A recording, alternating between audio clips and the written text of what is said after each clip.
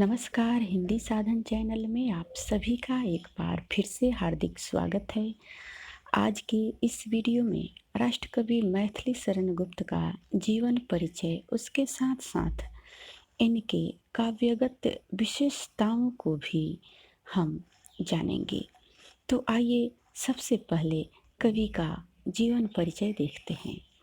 राष्ट्रकवि मैथिली शरण गुप्त का जन्म चिरगांव जिला झांसी में 1886 ईस्वी में हुआ था। इनके पिता का नाम सेठ रामचरण जी था। वे अत्यंत सहृदय और काव्य अनुरागी व्यक्ति थे। पिता के संस्कार पुत्र को पूर्णतः प्राप्त थे। उनकी शिक्षा दीक्षा प्रायः घर पर ही हुई थी। हिंदी के अतिरिक्त उन्होंने संस्कृत, बंगला, मराठी आदि भाषाओं का भी अध्ययन किया था। आचार्य पंडित महावीर प्रसाद द्विवेदी जी के संपर्क में आने से इनकी रचनाएं सरस्वती में प्रकाशित होने लगी। द्विवेदी जी की प्रेरणा से ही इनके काव्य में गंभीरता एवं उत्कृष्टता का विकास हुआ। इनके काव्य में राष्ट्रीयता की छाप है। गांधी दर्शन से आप विशेष प्रभावित हैं। इन्होंने असहयोग आंदोलन में जेल यात्रा भी की। आगरा विश्वविद्यालय में इनकी हिंदी सेवा पर 1948 ईस्वी में डीलिट की उपाधि से विभूषित किया गया।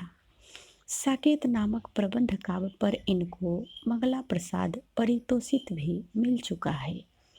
ये स्वतंत्र भारत के राज्यसभा में सर्वप्रथम सदस्य मनोनीत किए गए थे। इनकी मृत्यु 1964 ईस्वी में हो गई थी।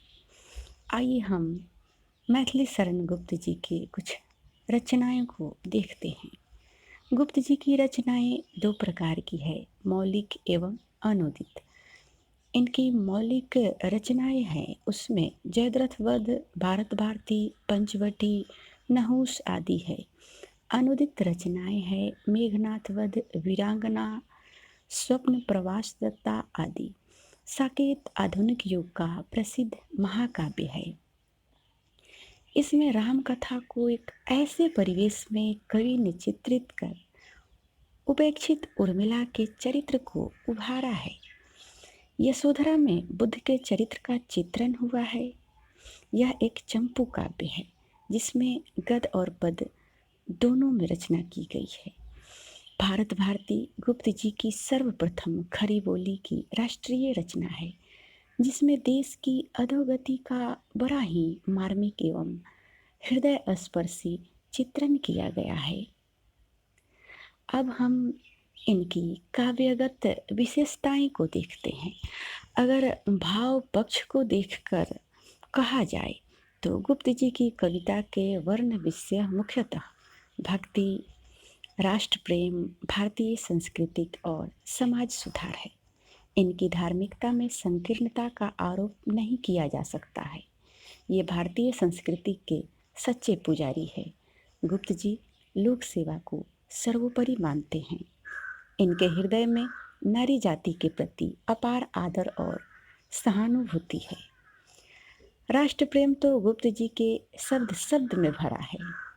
इनकी राष्ट्रीयता पर गांधीवाद की पूरी छाप है। इनकी रचनाओं में समाज सुधारवादी दृष्टिकोण भी दिखाई पड़ता है।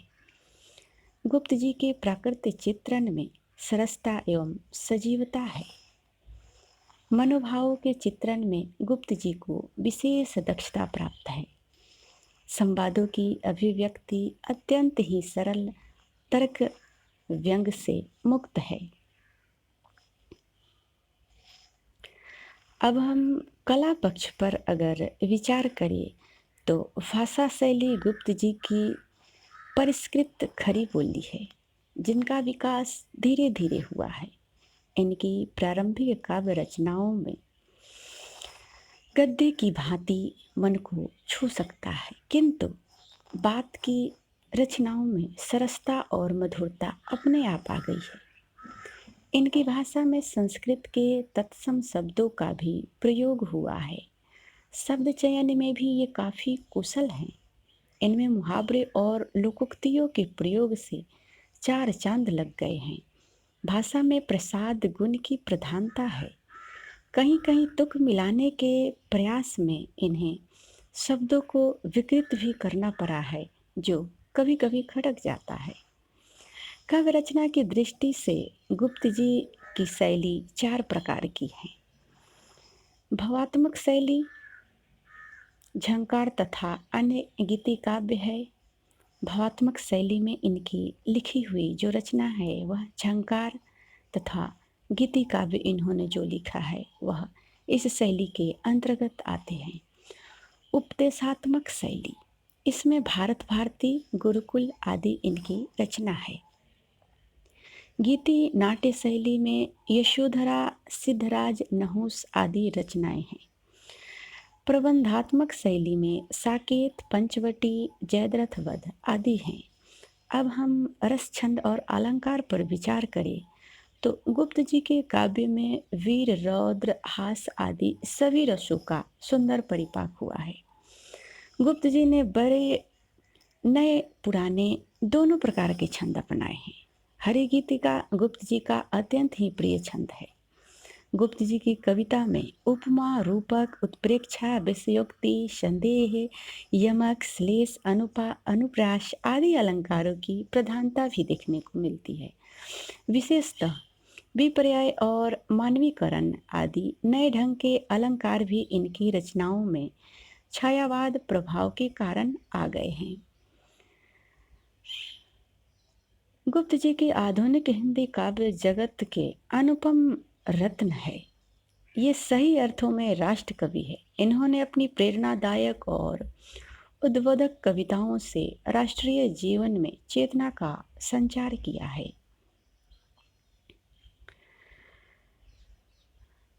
अब हम इसको संक्षिप्त रूप में अगर जानना चाहे कि इनके काव्य की विशेषताएं क्या है तो एक बार पुनः दोहराना चाहूँगी। वर्ण विषय में राष्ट्र प्रेम, आर्य संस्कृति से प्रेम, प्राकृत प्रेम, मानव हृदय चित्र, नारी महत्व आदि इनकी काव्यगत विशेषताएं देखी गई। भाषा को अगर देखें तो शुद्ध तथा परिष्कृत खरी बोली इनकी भाषा है। शैली देखें तो प्रबंधात्मक, उपदेशात्मक, गीति, नाट्य तथा भावात्मक है। रस तथा अलंकार प्रायः सभी विप्रलंभ श्रृंगार में विशेष सफलता इन्हें मिली है। आइए अब एक नज़र हम इनकी कविताओं पर डालते हैं। इनकी कविता है माँ कह एक कहानी, दूसरा मंगलाचरण, नहुस, किसान, निर्बल काबल, झंकार, विराट वीणा, अर्थ, बालबोध, रमा है सब में राम, बंधन, असंतोष, जीवन का अस्तित्व। इनके द्वारा रचित महाकाव्य है साकेत, यशोधरा। खंड काव्य है जयद्रथ वध, भारत भारती, पंचवटी, द्वापर, सिद्धराज, नहुस, अंजलि और अर्ध, अजीत, अर्जन और विसर्जन, काबा और करबला, किसान, कुणाल गीत, गुरु तेग बहादुर, गुरुकुल, जय भारत, युद्ध, झंकार, पृथ्वी पुत्र, वक संहार, शकुंतला, विश्व वेदना, राजा प्रजा, विष्णु प्रिया, उर्मिला, लीला, प्रदक्षिणा, दिवोदास, भूमि भाग।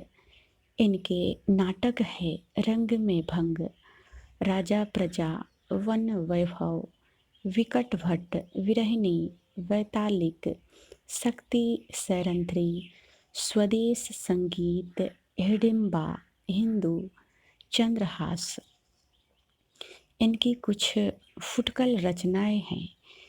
केशव की कथा, स्वर्ग सहोदर, ये दोनों मंगल घट में संग्रहित है। कविताओं का संग्रह उच्छ्वास नाम से है। पत्रों का संग्रह है पत्रावली। अब हम देखेंगे गुप्त जी के मौलिक नाटक और अनुदित नाटक। इनके मौलिक नाटक है अनध, चरणदास, तिलोत्तमा, निष्क्रिय प्रतिरोध, और इनके अनुदित नाटक है स्वप्न प्रवास दत्ता, प्रतिमा, अभिषेक, अविमारक। तो इस प्रकार से आज हमने मैथिली शरण गुप्त के बारे में जो जानकारियाँ थी उसको उनके काव्यों के साथ और जीवन परिचय परिचय के साथ इस वीडियो के माध्यम से प्राप्त किया। तो फिर मिलते हैं अगले वीडियो में, तब तक के लिए वीडियो देखने के लिए सभी को बहुत बहुत धन्यवाद।